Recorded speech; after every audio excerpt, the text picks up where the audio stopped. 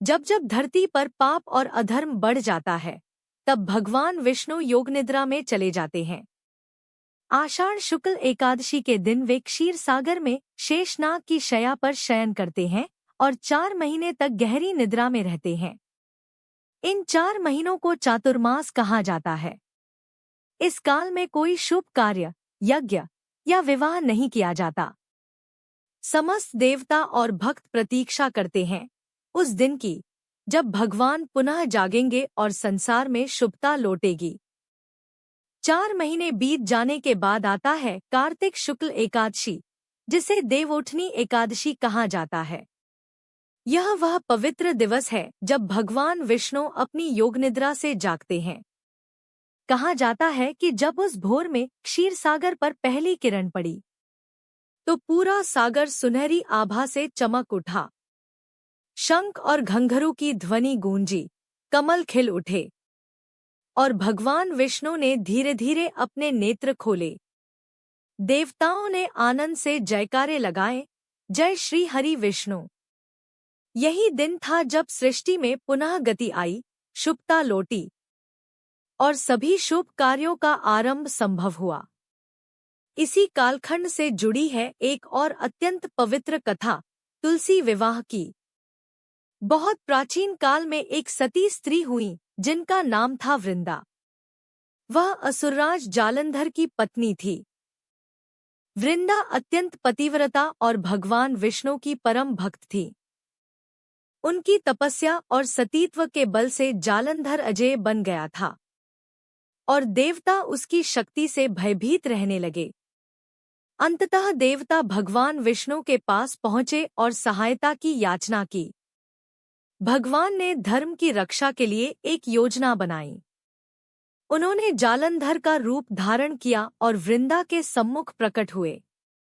वृंदा ने उन्हें अपना पति समझ लिया। जब सत्य का भेद खुला, तो वृंदा का हृदय टूट गया। उसने भगवान विष्णु से कहा, हे प्रभु, आपने मेरे सतीत्व को भंग किया है, इसलिए आप भी अपनी पत्नी से वियोग का दुख भोगेंगे। वृंदा ने अग्नि में प्रवेश किया और अपने शरीर का त्याग कर दिया। वृंदा के शरीर से जहां जहां उनकी राख गिरी, वहां एक पवित्र पौधा उगा, वह थी तुलसी माता। तभी आकाश से भगवान विष्णु प्रकट हुए और बोले, हे वृंदा, तुम्हारी यह पवित्रता कभी नष्ट नहीं होगी। तुम मेरे हृदय में सदा वास करोगी। हर वर्ष मैं शालिग्राम रूप में तुम्हारे साथ विवाह करूंगा। तब से आज तक जब भगवान विष्णु योगनिद्रा से जागते हैं, तो द्वादशी तिथि को तुलसी विवाह मनाया जाता है। इस दिन तुलसी माता को दुल्हन की तरह सजाया जाता है। लाल चुनरी, फूलों की माला और दीपों की ज्योति से शालिग्राम रूपी विष्णु जी को वर बनाया जाता है। मंत्रोच्चारण के साथ तुलसी और शालिग्राम का विवाह संपन्न होता है। कहा जाता है कि इस दिन विवाह करने से सभी मंगल कार्यों का प्रारंभ होता है। तुलसी विवाह के बाद ही मान्य है कि मनुष्य पुनः विवाह, यज्ञ, गृह प्रवेश या अन्य शुभ कार्य कर सकता है। यह दिवस प्रेम, विश्वास और भक्ति के मिलन का प्रतीक है।